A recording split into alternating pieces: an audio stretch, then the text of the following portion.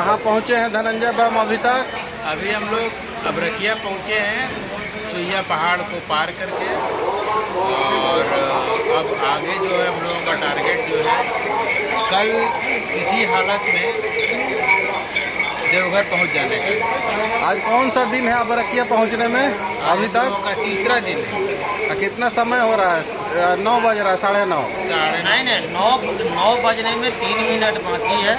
अभी हम लोग अबरखा में हैं। अबरखिया से अभी हम लोग का कटोरिया क्रॉस करने का उम्मीद है। आज 1 घंटा में कटोरिया क्रॉस कर जाएंगे। लेकिन आज का जो है तो दिन में रुकने का जो है नारावरण में रुकेंगे। और रात में हम लोग का लक्ष्य है झारखंड गेट क्रॉस करने का लक्ष्य है।